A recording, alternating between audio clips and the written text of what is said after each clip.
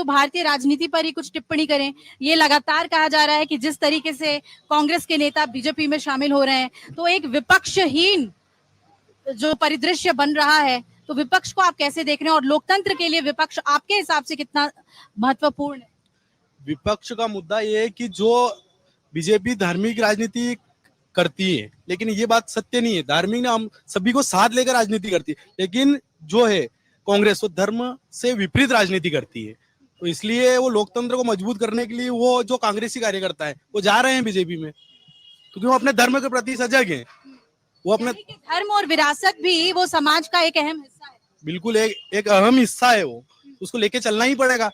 धर्म नहीं रहेगा तो हम क्या करेंगे? लेकिन कांग्रेस के कार्यकर्ता और नेता तो ये कह रहे हैं कि हम भी भगवान राम को उतना ही मानते हैं, और क्योंकि शंकराचार्य वहां पर नहीं पहुंचे थे अयोध्या के कार्यक्रम में, इसलिए हम नहीं पहुंचे। तो अभी तक चलो मंदिर बना उस दिन नहीं गए, तो अभी तक तो जाना था। कोई भी कांग्रेसी आज दिन तक मंदिर राम के मंदिर के पास नहीं गए, वहाँ प्रभु श्री राम के मंदिर के पास आज दिन तक नहीं गए। कभी हमने उनको देखा नहीं कि वो इस मंदिर में जाके वहाँ आए। एक भी कार्यकर्ता तो जाना था वहाँ। तो ये बात जो है वो यहाँ के युवाओं को भी खटक रही है। तो युवाओं को खटकेगी, क्योंकि अपने धर्म तो सबका है, अपना हिंदू धर्म है कि नहीं ये है, तो उसके लिए तो हम उनको करना ही है। लेकिन एक स्वस्थ डेमोक्रेसी के लिए, लोकतंत्र के लिए विपक्ष का होना तो जरूरी है। पर विपक्ष मुद्दे वो उठा रहे हैं, महंगाई, बेरोजगारी, आपको लग रहा है कि अपने कर्तव्य निर्वहन वो कर रहे हैं? हाँ, वो बोल रहे हैं कि महंगाई है, पर लेकिन आज से 20 साल पहले किसी भी अनाज का भाव देख लो, 1000 रुपए कुंटल गेहूं मिल रहा था। आज किसान के भी तो है फायदा, 2000, 2500, 3000 बिक रहा है। तो महंगाई कहाँ से? तो दूसरी ओर भी तो महंगाई बढ़ेगी, तो उसको बराबर लेवल के लेके चलेंगे ही सही ना। मतलब हम सीधे सीधे कीमतों से महंगाई को नहीं आकलन कर सकते। आप कह रहे थे कि मुद्दे हैं महंगाई के और बेरोजगारी के। आपको ये बता दें कि यहाँ पे आसपास के क्षेत्र से बहुत बच्चे आते हैं, और क्योंकि यहाँ का जो पीजी कॉलेज है वो स्ट्रांग रूम बना हुआ है, 13 तारीख को मतदान होना है, तो इसीलिए ये बच्चे इसी कैफे में आकर बैठते हैं, और यहीं पर हमने इनसे बातचीत करना अच्छा समझा। आप बताइए क्या पढ़ रहे हैं आप? मेरा बीबीए चल रहा है। अच्छा जी, बैचलर्स इन बिजनेस एडमिनिस्ट्रेशन। तो ये बताइए कि आप तो समझते होंगे कि कारोबार को लेकर, व्यवसाय को लेकर किस तरीके से सरकार काम कर रही है। तो हम लोग बहुत जगह घूमे, लोग ये कह रहे हैं कि सरकारी नौकरियां नहीं है, जबकि प्रधानमंत्री स्वरोजगार पर सबसे ज्यादा ध्यान केंद्रित करने की कोशिश कर रहे हैं युवाओं की।